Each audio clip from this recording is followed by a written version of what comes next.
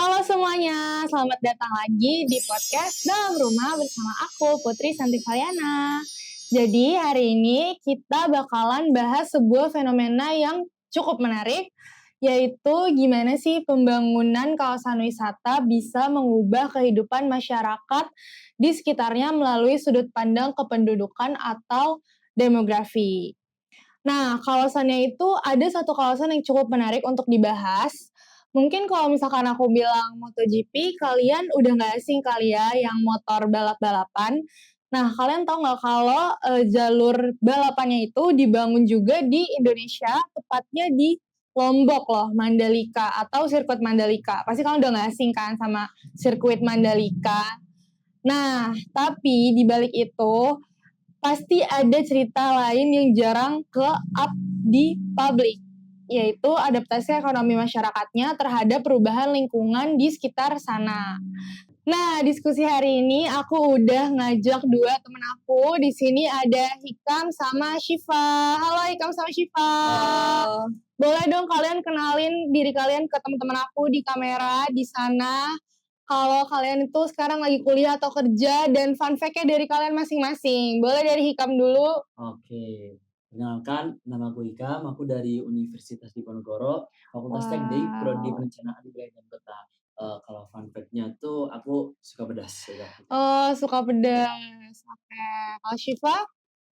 Mungkin aku sama kayak Hikam ya. Halo, aku Syifa, aku juga dari Fakultas Teknik, dari Prodi Perencanaan Wilayah dan Kota. Fun fact tentang aku sendiri, aku nggak suka mie ayam, teman-teman. Oh, kamu nggak suka mie ayam. Nggak suka. Kamu kalau bakmi suka nggak? Kurang terlalu suka sih. Kamu berarti nggak suka mie? Suka kalau mie ayam aku nggak Oh, suka. gara-gara? Gara-gara manis, aku nggak suka manis banget. Oh, nggak suka makanan yang manis.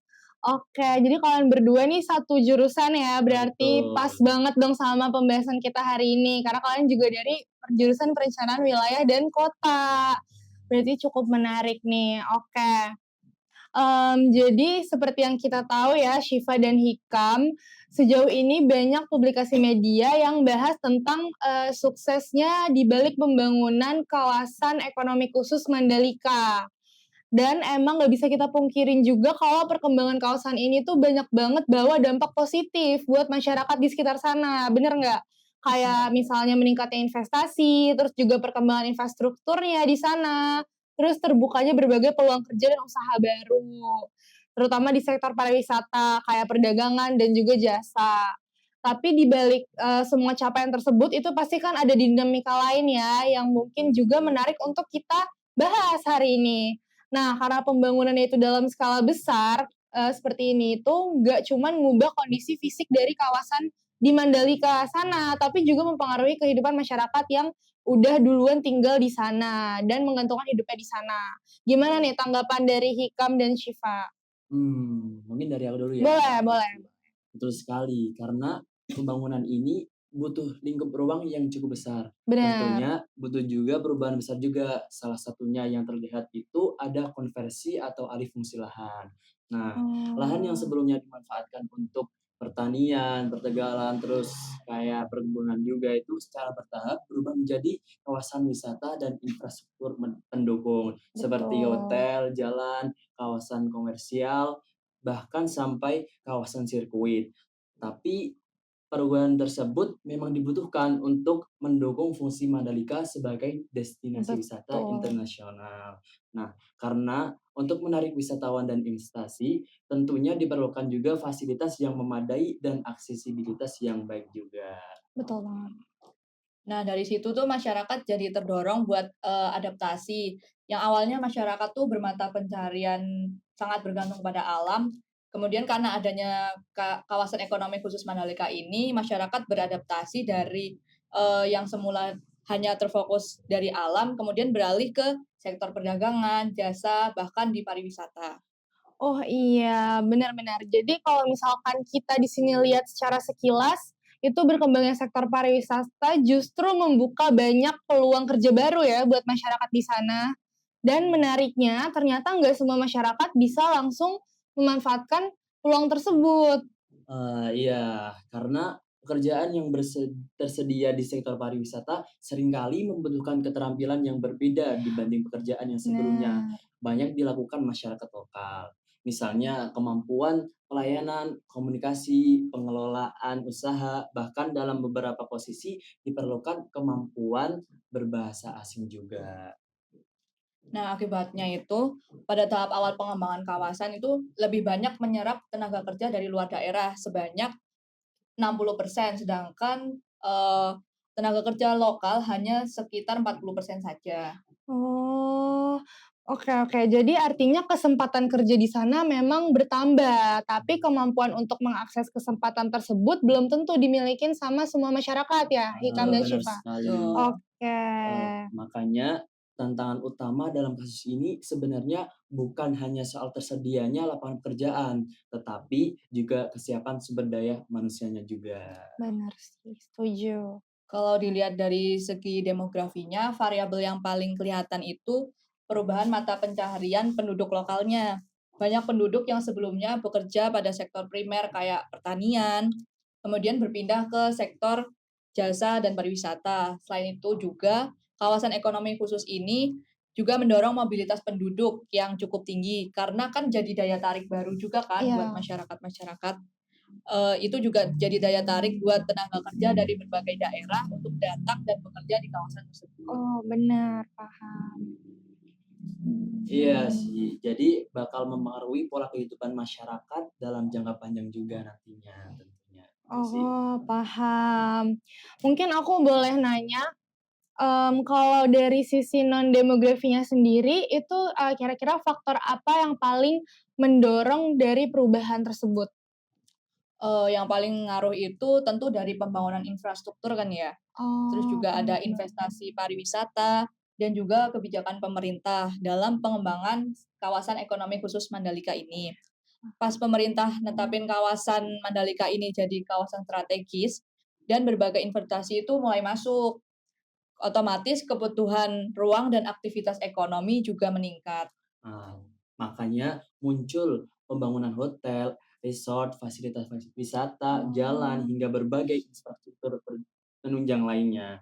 Semua itu menjadi faktor utama yang mendorong perubahan penggunaan lahan dan aktivitas ekonomi masyarakat tersebut. Oalah, begitu. Oke nih, tapi apa keberhasilan pembangunan bisa langsung diukur dari meningkatnya investasi dan jumlah wisatawan aja?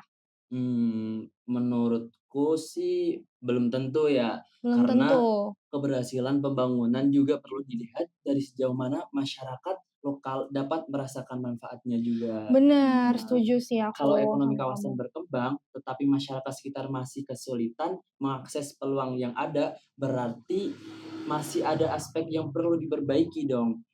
Nah, karena tujuan pembangunan pada akhirnya bukan hanya menciptakan pertumbuhan ekonomi, tetapi juga meningkatkan kesejahteraan masyarakat. Jadi, yang penting bukan hanya seberapa besar investasinya, tetapi juga bagaimana manfaat pembangunan tersebut dapat didistribusikan secara lebih merata. Itu sih. Oke, berarti bisa dibilang tantangan utamanya itu adalah gimana menciptakan pembangunan yang inklusif ya? Betul Betul. sekali. Oke, kemudian dari semua itu menurut kalian solusi apa yang paling relevan untuk mengatasi tantangan yang ada?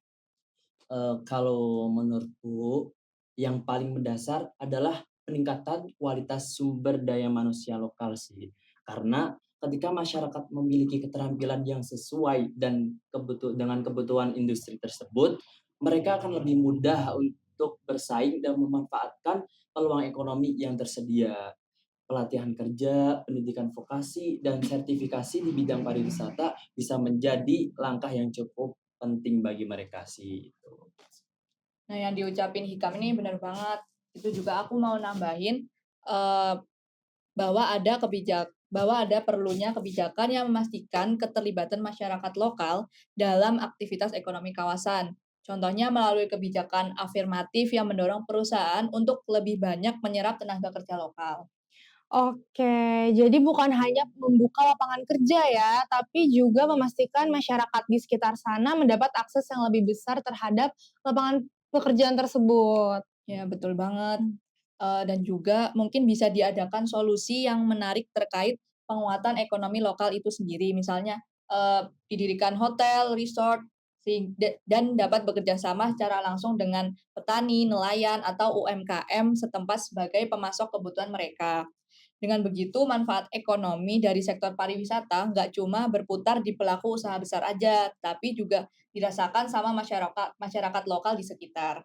Paham. Mungkin dari pemerintah juga bisa menyediakan ruang usaha khusus bagi masyarakat lokal di kawasan wisata, supaya UMKM lokal tetap memiliki kesempatan berkembang dan tidak tersisi oleh usaha-usaha yang bermodal besar, gitu sih. Oh gitu ya, menarik banget ya pembahasan kita hari ini Hikam dan Betul. Syifa, dan kalian benar-benar informatif banget nih buat teman-teman aku di sana.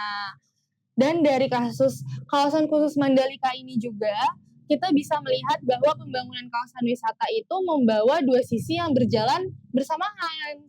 Di satu sisi pembangunan berhasil, terus juga meningkatkan investasi, memperbaiki infrastruktur, membuka lapangan pekerjaan baru. Tapi di sisi lain pembangunan juga memicu perubahan penggunaan lahan yang ada di sana kan. Jadi lahannya jadi buat mata pencaharian masyarakat dan kebutuhan adaptasi yang nggak terlalu mudah untuk masyarakat lokal. Jadi karena itu keberhasilan pembangunan ini sebaiknya nggak cuma diukur dari kemajuan fisik kawasan atau peningkatan jumlah wisatawan, tetapi juga dari kemampuan masyarakat lokal untuk ikut tumbuh dan memperoleh manfaat dari pembangunan tersebut. Oke, terima kasih ya buat Hikam sama Syifa udah Terima hadir kasih di podcast Dalam Rumah episode kali ini. Iya. Semoga kalian lancar-lancar kuliahnya Amin. dan sering-sering ya kalian share informasi kayak gini, karena ini benar-benar berguna banget buat teman-teman di rumah yang bisa dapetin materi yang sangat daging tapi cuma nonton lewat video doang. Oke, makasih. Dadah. Dadah. Dadah.